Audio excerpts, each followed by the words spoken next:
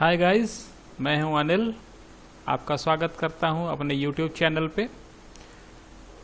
आज इस वीडियो में मैं आपको सिखाऊंगा लोकल एरिया नेटवर्क कैसे बनाते हैं और सिस्को पैकेट ट्रेसर पे बहुत ही आसान तरीके से मैं आपको बताने की कोशिश करूंगा कि किस तरीके से लोकल एरिया नेटवर्क बनाते हैं और लोकल एरिया नेटवर्क के क्या क्या एडवांटेजेस हैं और लोकल एरिया नेटवर्क के अंदर पिंग कैसे करते हैं और पिंग का क्या सिग्निफिकेंस है।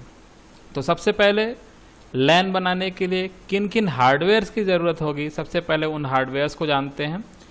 तो हम लोग एक स्टार टोपोलॉजी के अंदर एक लोकल एरिया नेटवर्क बनाएंगे सिस्को पैकेट ट्रेसर के ऊपर। तो उसके लिए सबसे पहले हम लोगों को एक स्विच चाहिए होगा। तो स्विच को यहाँ से हम ड्रैग करके यहाँ डाल देते हैं और ये कंसिडर करके चलते हैं कि हम लोग कम से कम एटलीस्ट 5 कंप्यूटर्स लेके एक लोकल एरिया नेटवर्क बनाएंगे। तो कंप्यूटर एंड डिवाइसेस यहाँ पे एक लेफ्ट हैंड साइड बिल्कुल बॉटम में यहाँ पे इसका आइकन्स है। अगर आपको सिस्को पैकेट ट्रेसर यूज़ करने में डिफ़िकल्टीज़ है तो सिस्को पैकेट ट्रेसर के ऊपर मैं अलग से एक वीडियो डालूंगा, उसको आप लोग वॉच करिएगा। PC0, PC1, PC सिंपली इसको ड्रैग करके यहाँ पे डालते जाना है और ड्रैग करके हमने इस वर्किंग एरिया के ऊपर इसको डाल दिया। अब इस स्विच से स्विच 0 जो एक 2950 24 पोर्ट का स्विच है, 2950 सिस्को का एक मॉडल है।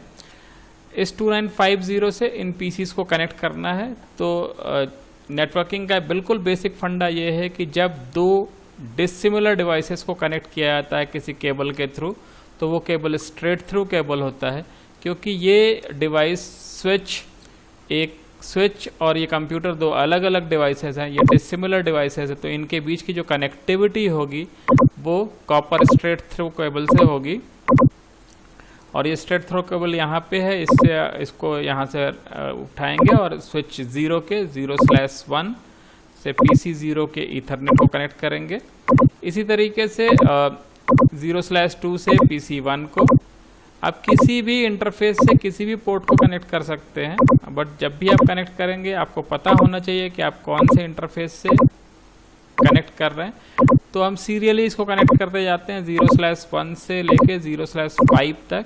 ये सभी PCs को हमने उनके ईथरनेट पोर्ट पे कनेक्ट कर दिया। PC अगर आप रियल हार्डवेयर में काम करेंगे तो इन PCs जो आपका नॉर्मल कंप्यूटर होता है उनके पीछे जो NIC कार्ड होते हैं वो NIC कार्ड को ईथरनेट पोर्ट बोलते हैं। उस ईथरनेट पोर्ट से स्विच के एक एक इंटरफेस को आपको कनेक्टिविटी प्रोवाइड करनी है। ध्यान देने की बात यह, जब आप कनेक्टेड कर देते हैं तो यहाँ पे शुरू में आप देखेंगे कि इनिशियली यहाँ पे जो ये बबल्स दिखाई दे रहे हैं, ये बबल्स कुछ भी नहीं है। ये बबल्स बेसिकली इंडिकेट कर रहे हैं स्विच के LEDs को, और ये LEDs जब शुरू में ऑरेंज होते हैं इट मीन्स कि PC और स्विच के पर्टिकुलर इंटरफेस के बीच में हैंडशेकिंग चल रही होती है। और वंस हैंडशेकिंग कंप्लीट हो जाती है तो ये ग्रीन हो जाता है। ग्रीन होने का मतलब है कि दोनों PC0 और स्विच 0 के इंटरफेस के बीच फिजिकल लेयर की कनेक्टिविटी ओके है। अगर ये LED ग्रीन नहीं होता है तो फिजिकल लेयर की कनेक्टिविटी प्रॉपर वे में नहीं है। इतना करते ही ये फिजिकल लेयर की कनेक्टिविटी कंप्लीट हो जाती है। इतना करने के बाद सभी PCs को एक IP एड्रेस प्रोवाइड करना है। IP एड्रेस प्रोवाइड करते समय LAN की कंडीशन में ध्यान ये देना है कि आप जब भी IP एड्रेस प्रोवाइड करेंगे तो IP एड्रेस प्रोवाइड करते समय नेटवर्क एड्रेस सभी PCs का एक ही होना चाहिए। नेटवर्क एड्रेस की डिटेल जानने के लिए आप मेरे दूसरे वीडियो को देख सकते हैं जहां पे हम नेटवर्क एड्रेस की डिटेल आपको बताएंगे। तो PC0 को क्लिक करते हैं। क्लिक करने के बाद इसके डेस्कटॉप ऑप्शन में जाइए, यहाँ पे IP कॉन्फ़िगरेशन का टाइप मिलेगा। IP कॉन्फ़िगरेशन में क्लिक करिए और यहाँ पे IP प्रोवाइड कर दीजिए एक प्राइवेट IP 10.10.10.1 और इसका सबनेट मास्क क्लास C का सबनेट मास्क हम प्रोवाइड कर देते हैं 255.255.255.0। इसी तरह PC1 को एक IP एड्रेस प्रोवाइड कर देते हैं। PC1 का जो IP एड्रेस हम प्रोवाइड करेंगे वो 10.10.10.2 और इसका सबनेट मास्क 255.255.255.0। ये PC1 का IP एड्रेस हो गया। सिमिलरली PC2 का IP एड्रेस प्रोवाइड करेंगे। PC2 का IP एड्रेस 10.10.10.3 सबनेट मास्क वही 255.255.255.255.3 0, और इसी तरह से PC4 का IP एड्रेस 10.10.10.4 और सबनेट मास्क सिमिलर वही, और PC4 का IP एड्रेस फिर से वही 10.10.10.5 सबनेट मास्क वही। ध्यान देने की बात यह है कि यहाँ पे हम जो IP एड्रेस प्रोवाइड किया 10.10.10.1 से लेके 10.10.10.5 तक प्रोवाइड किया और सबका सबनेट मास्क सेम रखा, तो इट मीन्स जो इसका नेटवर्क एड्रेस होगा वो हो गया 10.10.10.0। ये इसका नेटवर्क एड्रेस हो गया 10.10.10.0, और नेटवर्क एड्रेस सेम होते ही ये एक लोकल एरिया नेटवर्क क्रिएट हो गया।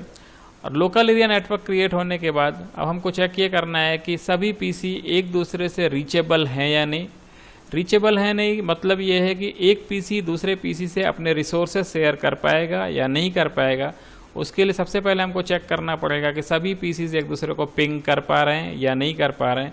पिंग एक पीसी से दूसरे पीसी तक की कनेक्टिविटी मेज़र करने का एक तरीका है। मेज़र करने का तरीका ये क्या है, PC 0 से अगर हम किसी दूसरे पीसी को पिंग करना चाहते हैं तो PC 0 को क्लिक करेंगे और इसके कमांड प्रॉम्प्ट ऑप्शन में जाएंगे और वहाँ पे एक कमांड टाइप करेंगे पिंग, और इसके बाद जिस पीसी को हमको पिंग करना, जिसकी कनेक्टिविटी चेक करनी है फ्रॉम PC 0, उसका IP एड्रेस डालेंगे 10.10.10.3 मीन्स 10.10.10.3 PC2 का IP एड्रेस हम PC 0 से PC2 को पिंग करना चाहते हैं। और पिंग करने के टाइम में होगा क्या, यहाँ से एक डमी पैकेट PC 0 से एक डमी पैकेट स्विच के पास जाएगा। स्विच उस डमी पैकेट को PC2 के पास डिलीवर करेगा। ये डिलीवरी कैसे होती है, इसके लिए ARP एड्रेसेस वगैरह, ARP प्रोटोकॉल वगैरह यूज़ होंगे। ARP के लिए आप अलग एक वीडियो देखेंगे मेरी, बट अभी हम लोग सिर्फ इतना देखते हैं 10.10.10.3 पिंग हो रहा है या नहीं हो रहा है। जैसे ही आपने यहाँ पे ये मैसेज डाला, ये पिंगेबल पिंग दिखाई देने लगा कि 10.10.10.3 PC 0 से पिंग हो रहा है। अब इस पिंग मैसेज के जो ये मैसेजेस मिले, इसको अगर आप एनालाइज करेंगे तो एनालाइज करने पे आपको ये मिलेगा कि PC 0 जिसका IP एड्रेस 10.10.10.1 है, वहाँ से हमने पिंग किया एक PC 2 को जिसका IP एड्रेस है 10.10.10.3। मीन्स PC 0 से एक डमी पैकेट जो 32 बाइट का है वो यहाँ से इस स्विच के पास आया और इस स्विच ने इसको यहाँ से डिलीवर कर दिया। बदले में PC 2 ने एक एक्नॉलेजमेंट मैसेज भेजा इसको यहाँ से यहाँ तक जो 0 मिली सेकंड में, ये कोई सिस्को पैकेट ट्रेसर में मिली सेकंड में आपको दिखाई दे रहा है, बट अगर आप हार्डवेयर में काम करेंगे तो यहाँ पे कुछ वैल्यूज़ दिखाई देगी। 0 मिली सेकंड में ये पैकेट यहाँ से एक इको मैसेज यहाँ से यहाँ तक दिखाई दे रहा है। इको मैसेज का मतलब क्या है, PC 0 ने जब PC 2 को पिंग किया होगा तो एक डमी पैकेट यहाँ से गया यहाँ पे, और एक रिप्लाई मैसेज PC 2 से वापस PC 0 को आया, तो इसको बोलते इको मैसेज। जहाँ से मैसेज जनरेट हुआ था वहीं पे वापस गया, तो ये 0 मिली सेकंड या 1 मिली सेकंड के अंदर वापस यहाँ पर चला गया। लास्ट कॉलम जो यहाँ पे दिखाई दे रहा है TTL मीन्स हो गया टाइम टू लिव, और यहाँ पे एक वैल्यू लिखी है 128। टाइम टू लिव 128 ये हॉप काउंट है बेसिकली। ये लूप अवॉइडेंस के लिए यूज़ होता है।